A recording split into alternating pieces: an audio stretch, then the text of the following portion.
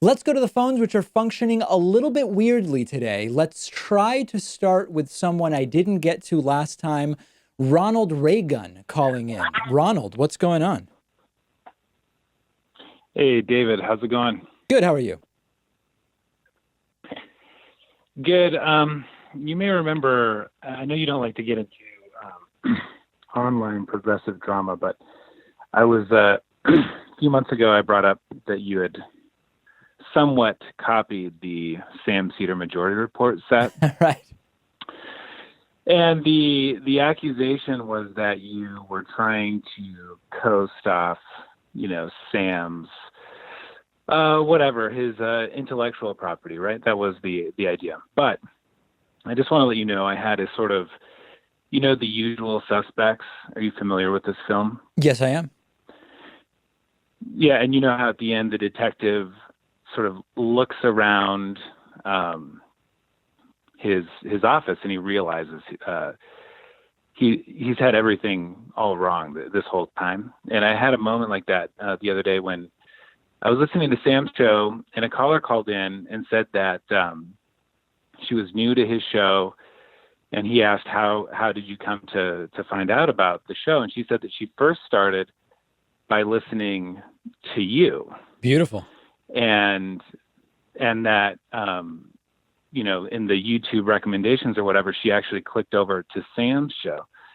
So it could be, it sounds like to me from the evidence, that actually Sam was trying to get you to adopt his intellectual property to create confusion amongst your audience, so that your audience would leak over into his struggling podcast. I think that's spot on. In fact, I think that probably 80 or 90% of Sam's audience is people thinking that I've allowed someone else to use my studio. I think you're making an incredibly astute assessment here.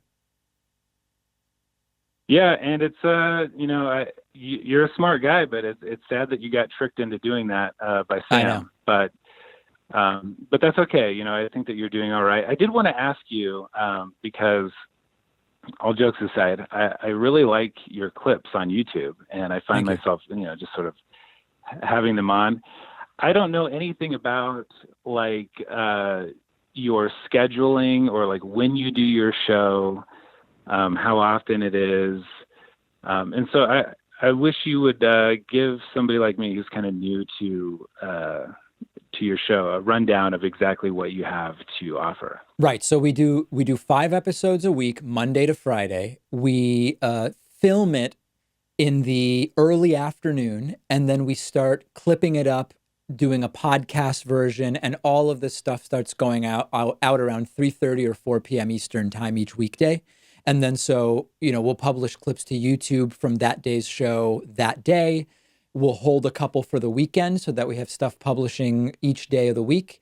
And then our radio and TV affiliates and satellite TV run the show anywhere from 5 p.m. to 11 p.m. Eastern time that day from what we filmed earlier in the afternoon. I see. And what is your preferred way of people supporting the show? Is there a Patreon, or they need to go to your website? Or we have a Patreon, but as people may know, Patreon takes 5 to 9% depending on certain factors that are boring to get into. So the way for the majority of the money to get to us is the website memberships, because we just pay 2.9% for swiping credit cards, and then otherwise we get the rest. So that's where we keep the most money when people go to our website. All right. Thanks, David.